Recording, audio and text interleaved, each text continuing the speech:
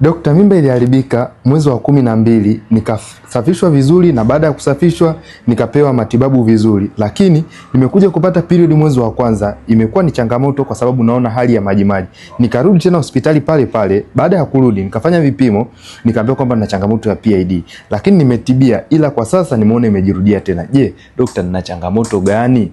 Ipo hivi.